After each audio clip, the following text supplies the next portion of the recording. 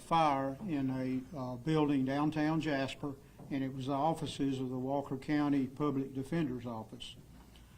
We had some individuals in the area, but and we've got warrants on 2 individuals. One we have already arrested and booked in. Another one, the warrants are being executed on that individual here shortly, and she'll be booked in. I'll come back in just a minute and speak with you, and you'll be hearing today from the fire chief here in Jasper, the assistant DA, and you'll be hearing for some other people. This was a team effort in coming up with these arrests. It started out as what we all thought as just a fire that started from unknown origins at the time, and it turned in to be something totally different. And it was a total team effort with different agencies and divisions within our agency working together. I'm going to now ask Chief Chris Upton of the Jasper Fire Department to come forward and speak to you. Good afternoon. Thank you all for being here. My name is Chief Chris Upton, Fire Chief here at City of Jasper. I'm just going to kind of go over our response to this incident again. So on Saturday, July 5th at approximately 4:28 a.m., Walker County 911 dispatched our department to the area of 19th Street West and 4th Avenue in response to a reported structure fire. Our first engine company arrived on scene at approximately 4:32 a.m. and observed heavy smoke coming from the office building housing the Walker County Public Defender's Office on the corner of 19th Street West and 4th Avenue. While setting up to perform an initial interior attack, 2 doors were forced to gain entry on the opposite ends of the building. Both doors presented heavy, dark brown, turbulent smoke that fire crews recognized as indicative to a potential flashover situation. At that time, the decision was made to fall back into a defensive attack and try to control the fire from the exterior of the building. Soon after, due to rapid fire growth and in the interest of firefighter safety, a plan was developed to put into action to protect the wall adjoining the fire building and the law office next door in an effort to contain the fire damage to the building of origin. Several master string devices, multiple hand lines, and positive pressure ventilation was used to protect the shared wall between the buildings. I just want to say I'm very proud of the work of my guys. They performed every task on this scene, textbook perfect. The fire was contained to the building of origin, and the buildings east of the fire building only sustained varying degrees of smoke damage. Our last unit cleared the scene at 5:07 p.m. that day, bringing our total incident time to 12 hours and 39 minutes. And again, I couldn't be more proud of the firefighters and officers at the Jasper Fire Department, and I would like to say a special thank you to the community members that showed up and supported our efforts Saturday. It was a blessing to have them there, and it's expressing their support in real ways. And now I will turn it back over to Chief Poe to talk about events that transpired after the fire. After I was notified, I arrived shortly after 5 that morning, and when I got there, there was smoke billowing out of the public defender's office and the law office next door, and it appeared like out of the sushi business. And I had grave concerns that we were going to lose the entire block, because I knew that all those buildings were extremely old and had no idea what type of wiring they had on them, things of that nature, but I was totally concerned that we were going to lose the entire block. There can't enough be said for the fire department as their ability and what they did to contain the fire to just the public defender's office. Of course, the law office next door was extremely damaged from water and smoke, but they stopped the fire, and they did an outstanding job in doing that.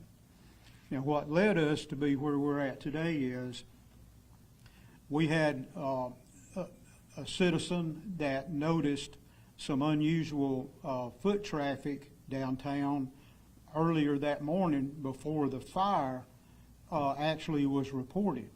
And so once we started looking into what they were doing, and it looked like they were carrying some items that seemed unusual according to the person, we started pulling video from businesses and City Hall from downtown.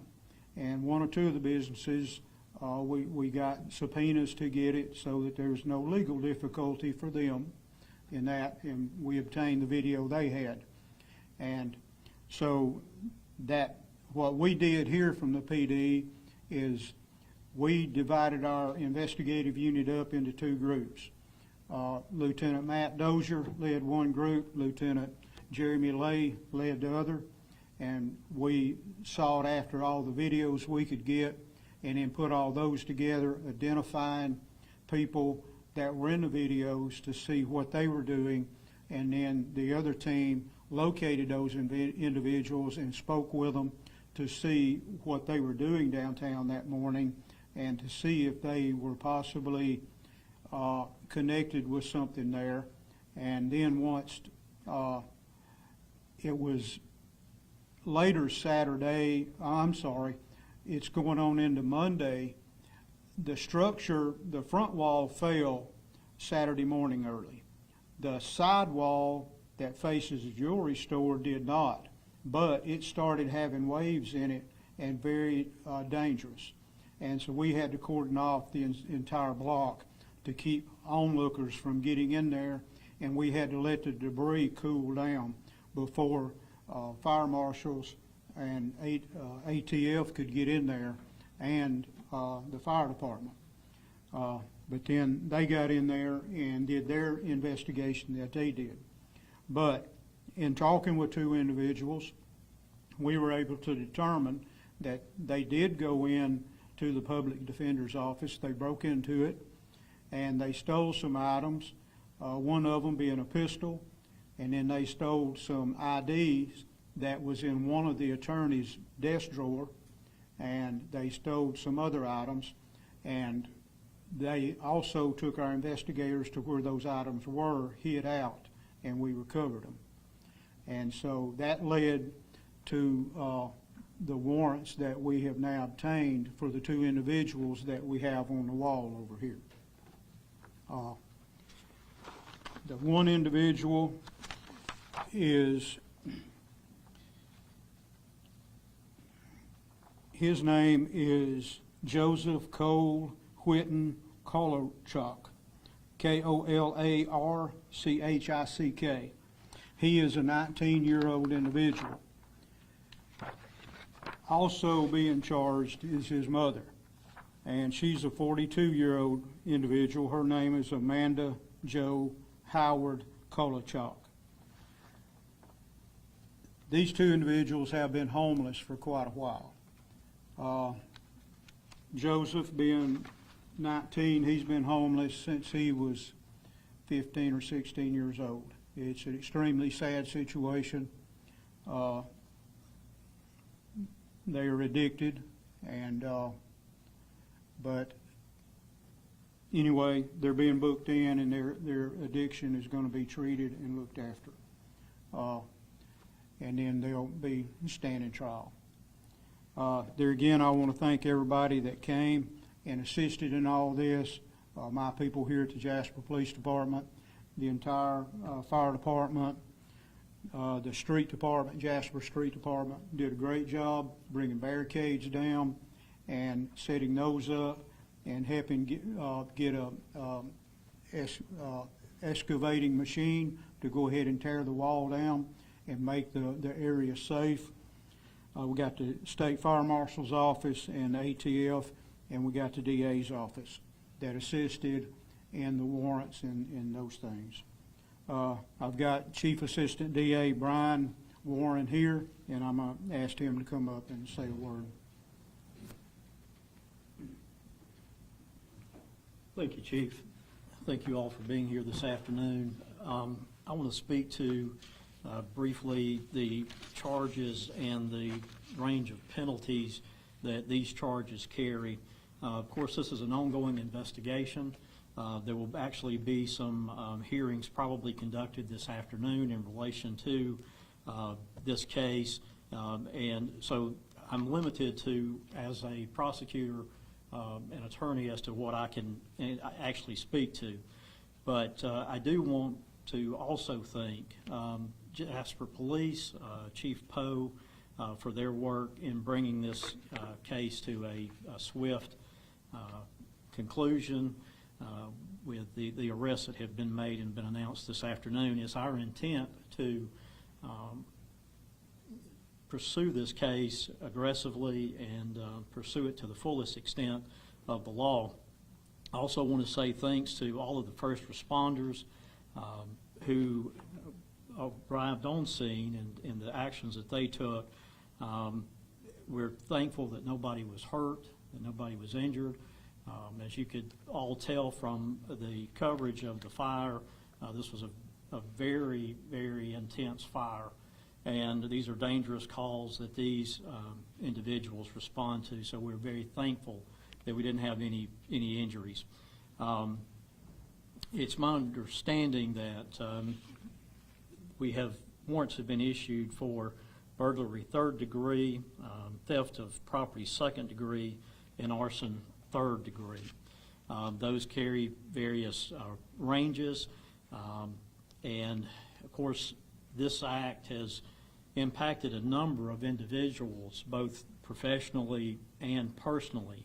The people that worked, the attorneys and their staff in the public defender's office, those that had businesses that were located close by, have all been impacted by this, and so we certainly want to keep them in our thoughts and prayers as we move forward. We're thankful for the State Fire Marshal's Office and for the Bureau of Alcohol, Tobacco, and Firearms.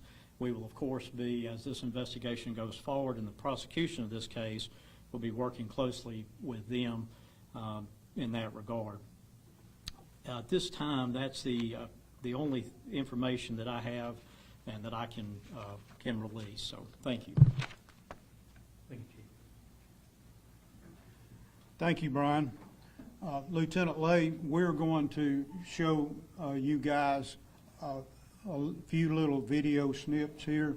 This is the fire, and you can see it's fully involved at this point.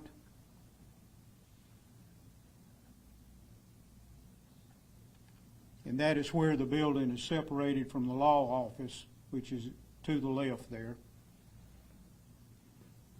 Okay.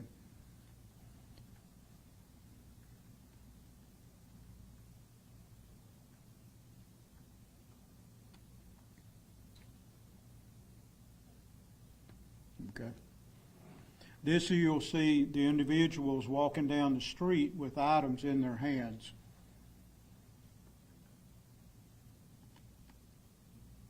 You'll see them coming back in just a minute.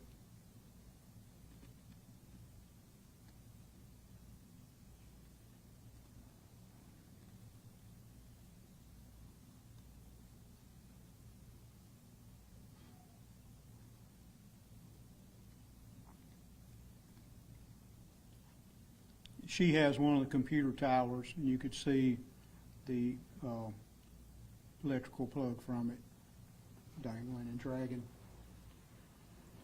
Okay, I think this is about all that I can share with you guys at this time.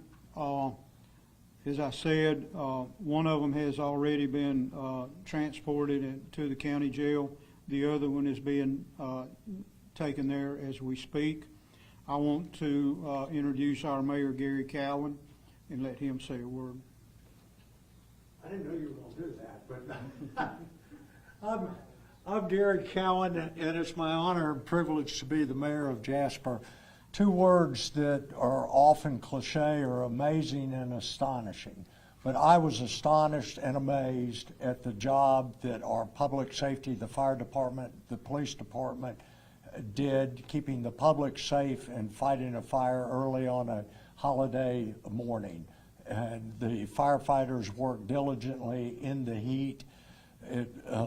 they did, again, an astonishing job. I shouldn't be astonished by how well they performed, but it's always amazing in a dangerous situation watching what they do. The police department kept the public safe in a way, and then the street department moved in to put up the barricades to keep the public safe and to help take down the unstable structures.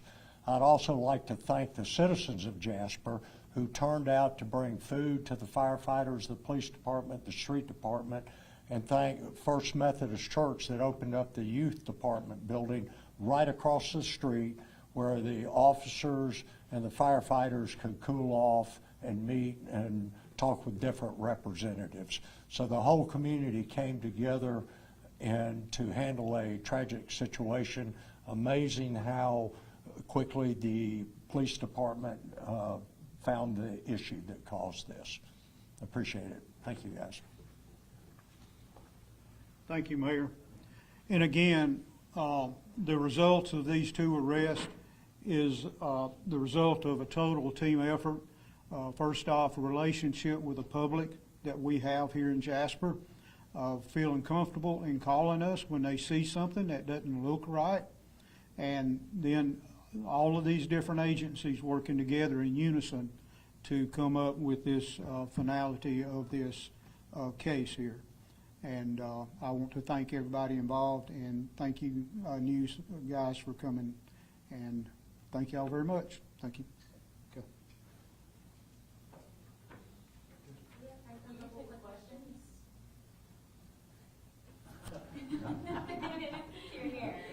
I was hoping not.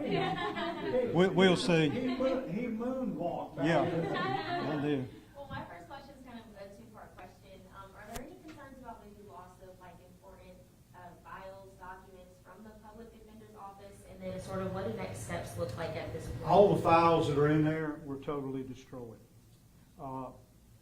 There were a lot of debris that embers, large embers in the sky from the fire, but not anything that would escape as like a sheet of paper that had people's names or anything like that on it that could have gotten away.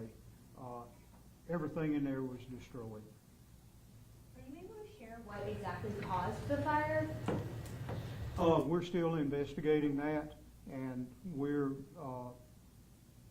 still, I don't really need to speak on that anymore, but we're still nailing that down completely, and it kind of falls in the hands now of the fire marshal's office, along with information they gather from my investigators.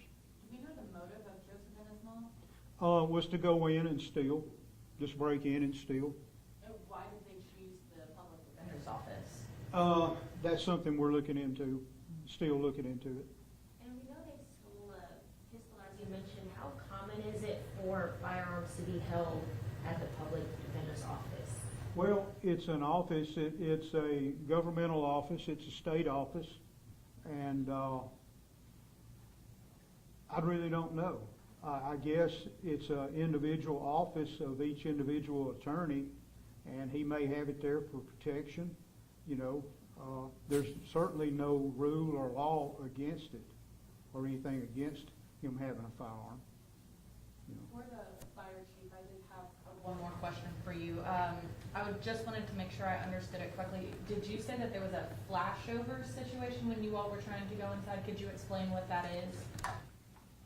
Yes, mentioned in the dark brown heavy smoke, that is commonly an indication that a flashover event could occur, and that is when the contents of the building and the smoke itself is oxygen deprived, and it just needs oxygen in order to flash and become flammable. So everything in the room, smoke and everything, just burst into flames at one time. And that's why it took 12 and a half hours to get this. That was the situation while we were not able to, one of the situations we were not able to do an aggressive interior attack and we had to fall back into a defensive posture from the outside.